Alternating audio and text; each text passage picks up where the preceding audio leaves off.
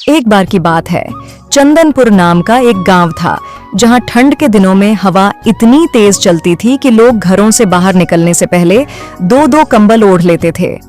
इस गांव के कोने में एक बड़ा सा पीपल का पेड़ था जिसके अंदर था एक गरीब परिवार का घर। इस पेड़ के घर में रहते थे रघुनाथ, उसकी पत्नी फूलमती और उनका छोटा सा बेटा छोटू जो अभी सिर्फ 5 साल का था। रघुनाथ दिन भर मेहनत करके लकड़ियां काट कर बेचता था, लेकिन पैसा इतना मिलता नहीं था कि एक ठीक ठाक झुग्गी भी बना सकें। पेड़ के अंदर ही उन्होंने कुछ पुरानी चादर और कपड़े टांगकर एक छोटी सी जगह को घर बना लिया था। पत्नी फूलमती दिन भर सूखी लकड़ी चुनती, रात में चूल्हा जलाकर थोड़ा बहुत खाना पकाती थी। ठंड बढ़ती जा रही थी। रात के समय हवा पेड़ के अंदर से घुसती तो लगता जैसे कोई चीख रहा हो। रघुनाथ ने आज कुछ भी कमाकर नहीं लाया था क्योंकि जंगल में लकड़ियां मिलना मुश्किल हो गया था। पूरा दिन खाली पेट गुजर गया। छोटू का पेट दर्द कर रहा था और उसका शरीर कांप रहा था। माँ, बहुत ठंड लग रही है। मेरे हाथ पैर सुन पड़ गए हैं माँ। बाबा से बोल देना कि मेरे लिए एक जैकेट खरीद ली है। मेरे दोस्तों के पास इतनी अच्छी अच्छी जैकेट्स हैं और मेरे पास एक भी नहीं है। मुझे बहुत ठंड लग रही है माँ। बेटा, तुम्हारे बाबा के पास नई जैकेट लाने के पैसे नहीं हैं। जो है उसी में गुजारा कर लो। मैं जानती हूँ तुम्हें बहुत ठंड लग रही है। आओ, मैं तुम्हें अपनी फटी हुई साड़ी ओढ़ा देती हूँ। शायद इससे तुम्हारी ठंड कुछ कम हो जाए। अब क्या ही करें, जब तुम्हारे बाबा इतना ज्यादा नहीं कमा पाते तो। तुमने छोटू से ऐसा क्यों कहा? वो अपने बाबा के बारे में क्या सोच रहा होगा? हाँ, जानता हूं मैं ज्यादा कमाई नहीं कर पाता हूं, लेकिन इसका मतलब ये तो नहीं कि तुम छोटू से सब कुछ सच सच बता दो। तो क्या करूं? कब तक झूठ बोलती रहूं उससे?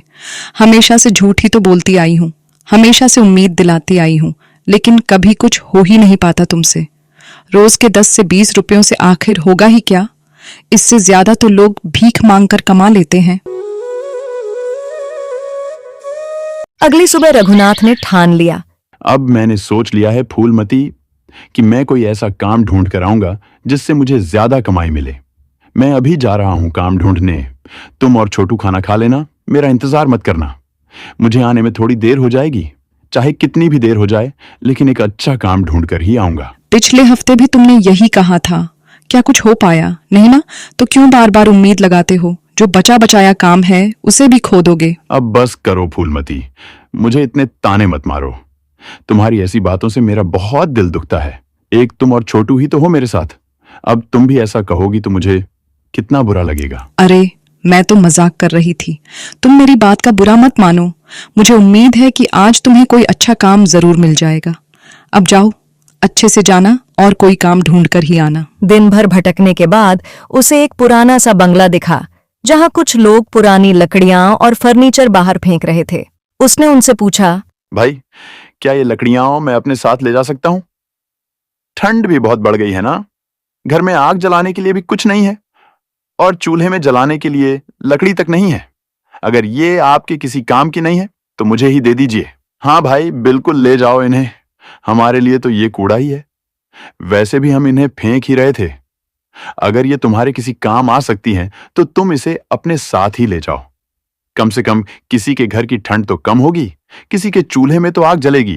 ले जाओ, और हाँ, संभाल कर ले जाना ताकि रास्ते में कहीं गिर ना जाए। रघुनाथ ने वो सारी लकड़ियां उठाई, कंधे पर बांधी और ले आया पेड़ के पास। ये देखो फूलमती, मैं कितनी सारी लकड़ियां लेकर आया हूं।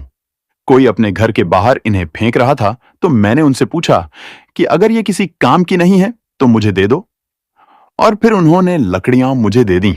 अब जल्दी से चूल्हा जला लो, बहुत भूख लगी है। अरे वाह, ये तो बहुत अच्छी बात है।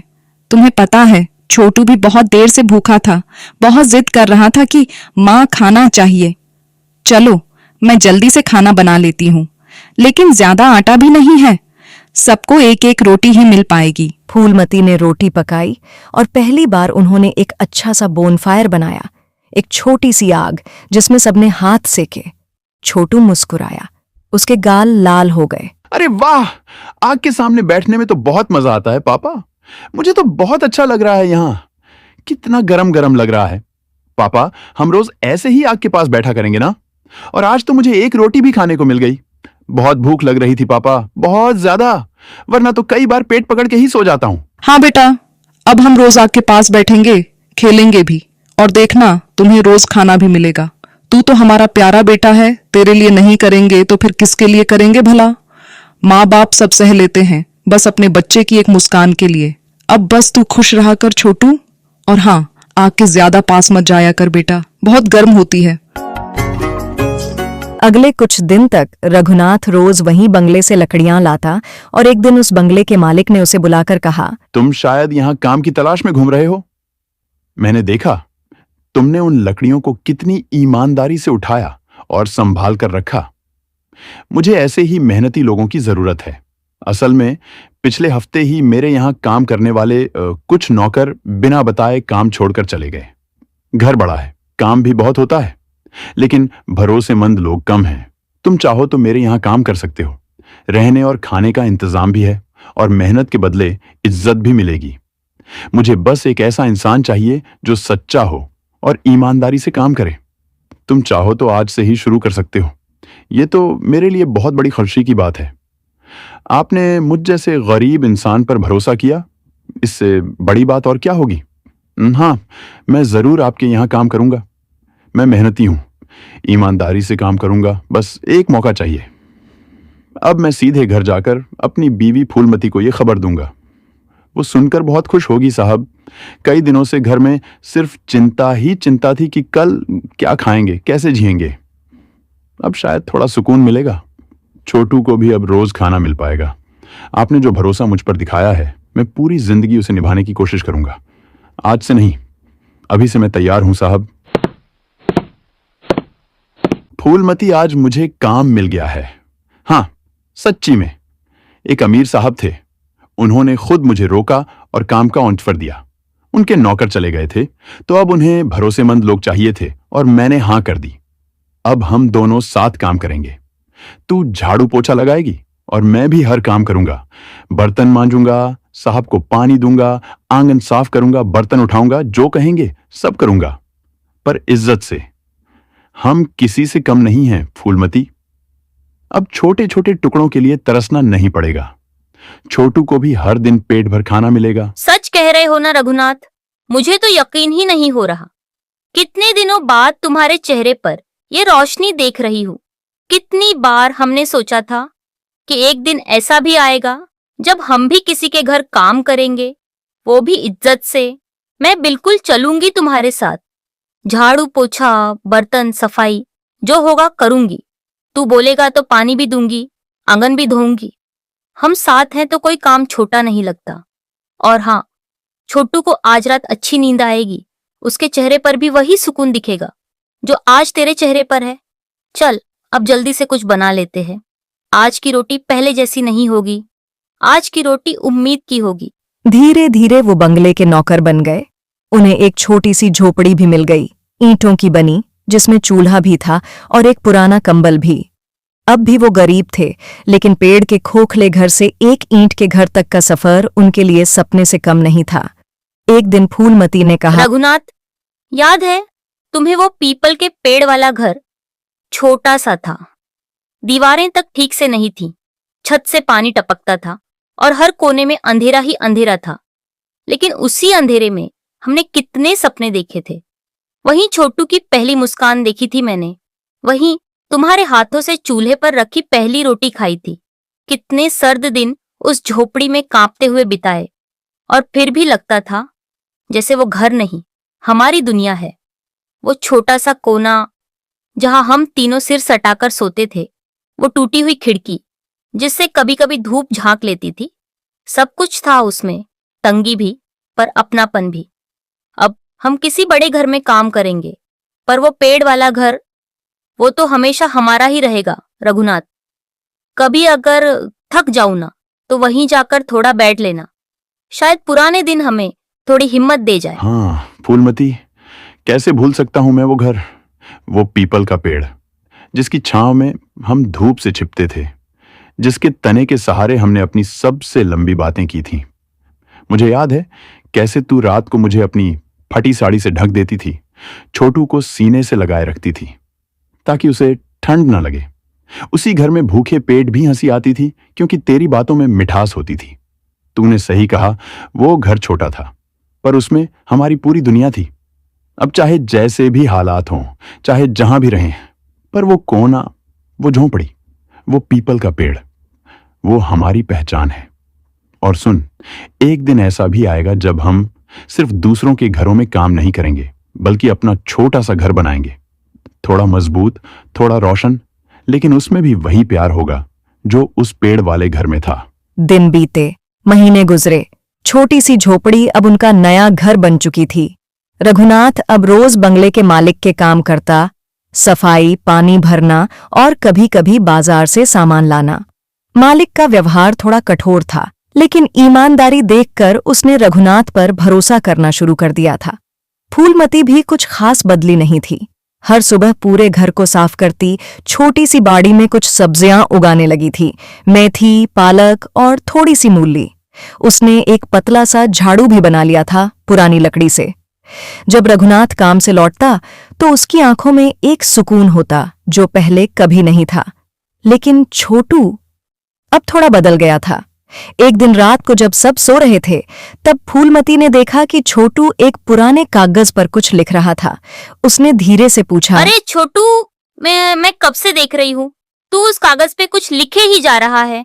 क्या लिख रहा है बेटा? आ तो सही, दिखा मुझे भी, मैं भी तो देखूं मेरा बेटा कैसे लिखता है। माँ, मैं कुछ लिखने की कोशिश कर रहा था। तुम पूछ रही थी ना क्या लिख रहा हूँ, तो मैं वही लिख रहा हूँ जो रोज़ सोचता हूँ माँ। मैं रोज़ देखता हूँ कि मेरे जितने बच्चे हैं सब स्कूल जाते हैं, कंधे पे बस्ता, जेब में रुमाल, हाथ में किताबें, हंसते खेलते जाते हैं, और मैं बस दूर से खड़ा देखता हूँ। माँ, मुझे भी स्कूल जाना है, मैं भी कुछ बनना चाहता हूँ, मैं भी मास्टर जी की बातें सुनना चाहता हूँ, मैं भी वो पेड़ के नीचे बैठकर किताब खोलना चाहता हूँ। कभी कभी जब वो बच्चे होमवर्क की बात करते हैं ना, तो मैं भी झूठ मूठ अपनी कॉपी में कुछ लिखने लगता हूँ, जैसे मैं भी उन्हीं में से एक हूँ। माँ, क्या तुम मेरा नाम स्कूल में लिखवा सकती हो? मैं बहुत मन से पढ़ूंगा। एक दिन मैं तुम्हारे लिए भी कुछ बड़ा लिखूंगा। जैसे तुम कहती हो ना, तेरे पापा बहुत समझदार हैं, मैं भी समझदार बनना चाहता हूँ माँ। मेरे बेटे, तू कितना अच्छा सोचता है, कितना समझदार हो गया है तू। तेरे पापा और मैं रोज मेहनत करते हैं, रोटी के हर टुकड़े में तेरी हंसी तलाशते हैं, और अब तू कहता है कि तू स्कूल जाना चाहता है।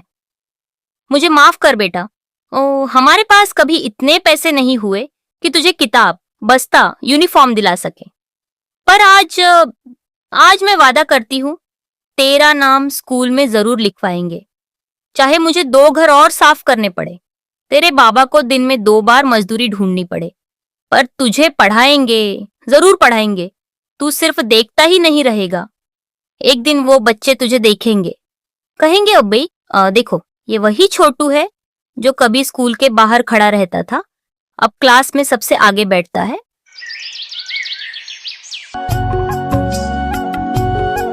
माँ, पापा, देखो ना, मैं स्कूल जा रहा हूं। आज मैं बहुत खुश हूं, बहुत ही ज्यादा। पता है, मैंने पूरी रात यही सोचा, कैसा होगा स्कूल, कैसे होंगे मास्टर जी, और वो घंटी जो सबको बुलाती है। मैं भी आज उन सब बच्चों के साथ बैठूंगा, उनके साथ मिलकर खेलूंगा, हंसूंगा, बातें करूंगा। मैं भी किताबें खोलूंगा, जवाब दूंगा, हाथ उठाऊंगा, बिल्कुल वैसे जैसे मैं दूसरों को करता देखता था। आज से मैं बाहर खड़ा नहीं रहूंगा माँ, आज से मैं भी स्कूल का हिस्सा हूं। मैं वहां सीखूंगा, बढ़ूंगा, और एक दिन बहुत कुछ बनकर लौटूंगा। तुम दोनों देखना, तुम्हारा छोटू अब सिर्फ छोटू नहीं रहेगा, वो तुम्हारा सपना पूरा करने वाला बेटा बनेगा। जा बेटा, आज तेरा पहला दिन है, तुझे देर नहीं होनी चाहिए। पर रुक, जरा मुड़ के देख तो सही। तेरी माँ की आंखों में आज जो चमक है, वो मैंने बरसों बाद देखी है। तू कह रहा है कि तू स्कूल जा रहा है, पर सच कहूं छोटू, आज से तू सिर्फ स्कूल नहीं, जिंदगी की पहली सीढ़ी चढ़ रहा है। अरे वाह मेरे शेर, आज तो तू स्कूल जा रहा है। तुझे पता है, जब मैं तेरी उम्र का था ना, तो मैं भी स्कूल के बाहर से ऐसे ही अंदर झांकता था, पर कभी अंदर जा नहीं पाया। पर तू जा रहा है, तू पढ़ेगा, लिखेगा, और एक दिन इस गांव में तेरा नाम होगा छोटू। देख बेटा, स्कूल में डर मत लगाना, गलती हो जाए तो घबराना मत। सीखने वाले ही गलती करते हैं।